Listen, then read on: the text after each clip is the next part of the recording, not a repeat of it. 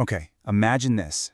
What if you could sit down with some of the greatest company builders of our time? I'm talking people like Jensen Huang, Peter Thiel, Sarah Blakely, all in one virtual room. Well, that's kind of what we're doing today.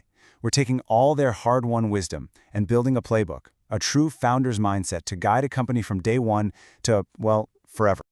So, let's start with a big question from our source material. What if someone like Jensen Huang, a guy who has seen it all and navigated decades of insane tech changes, could redesign the way you think about building a company? That's the core idea we're going to unpack right now. So here's our roadmap. We've broken it down into 5 key stages. Basically, the journey every great company has to take. We're starting at the very beginning with the unproven idea. Then we'll get into the super counterintuitive art of ignoring your customers. After that, we face the brutal truth of reinvent or die, figure out how to build the innovation engine to survive it, and finally talk about building a lasting legacy. Let's dive in. All right, first up, the unproven idea. This is that terrifying place where you're starting from scratch. You've got no market, no data, just a chorus of people telling you it won't work. You are literally at ground zero.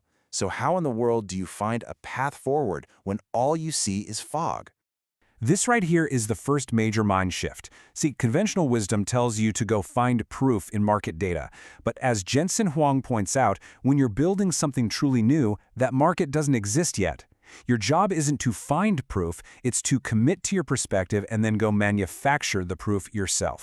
And this is where Peter Thiel's powerful idea of a secret comes into play. He says that real innovation isn't about jumping on the latest bandwagon. No, it's about believing something true that most other people just don't see yet. That unpopular truth, that's your secret.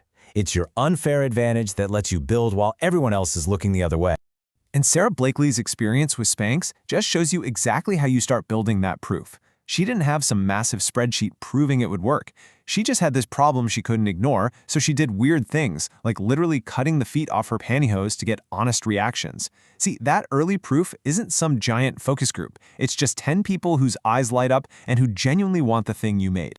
So, okay, how do you actually do it? How do you manufacture proof?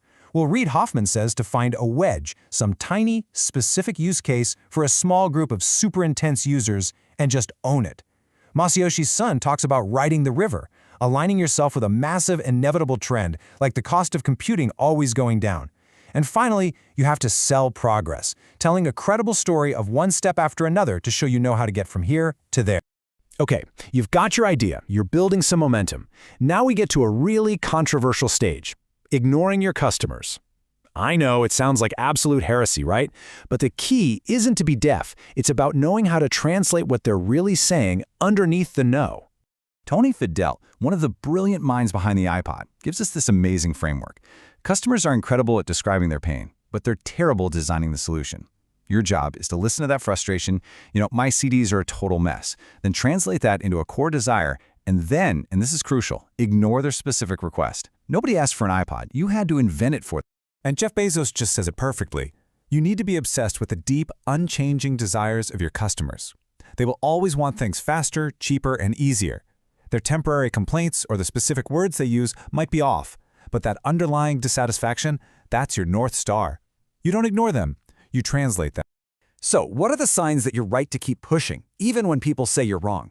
Well, first, you need a huge structural force like Moore's Law on your side, something that's making the impossible possible. Second, watch what people do, not what they say.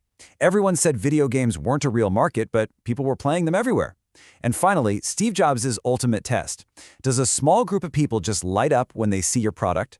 If they do, you're not crazy. So here's the big takeaway for this section.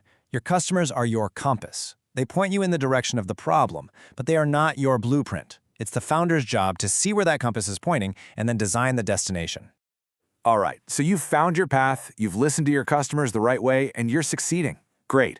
But now you're facing your biggest threat yet, your own success. This is stage 3, reinvent or die. It's about mastering the painful art of blowing up your own stuff before a competitor does it for you. The legendary Andy Grove from Intel gave us the perfect name for this, a strategic inflection point. It's that terrifying moment when the entire game changes, all the rules shift, and the very formula that made you successful suddenly becomes your biggest weakness. This is the moment where you either reinvent or you start to die. And here's the brutal, totally counterintuitive truth about it. The time to make that scary leap isn't when you're already in trouble. It's when you look your absolute strongest. When your revenues are at an all-time high, your customers are happy, and your whole team is rewarded for doing the exact thing you now have to destroy. And Jensen Huang just drops the hammer with this one. You have to be willing to cannibalize your own product at its absolute peak. Why? Because if you don't, some scrappy competitor is already building the thing that will kill it, and by the time you actually notice them, it's way too late. So if you have to constantly reinvent, constantly face this kind of pain and uncertainty, what kind of company can even survive that? Well, that brings us to stage 4, building an innovation engine. An engine that runs on 2 fuels, taking risks and being intellectually honest.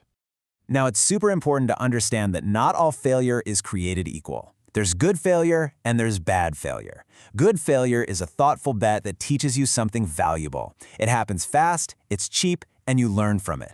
Bad failure, that's just sloppy thinking, or worse, letting a bad idea hang around because no one has the guts to admit it's wrong. Ed Catmull from Pixar reminds us that in any creative process, the early versions are supposed to be ugly. A truly innovative culture doesn't punish that ugliness, it protects it. It gives ideas a safe space to grow and evolve, because it understands that failure isn't some accident. It's literally part of the path to getting things right. So, how do you get all that honesty without creating a culture of fear? Well, first, you make the feedback about the work, not the person. You have to combine insanely high standards with real psychological safety so people feel they can speak up.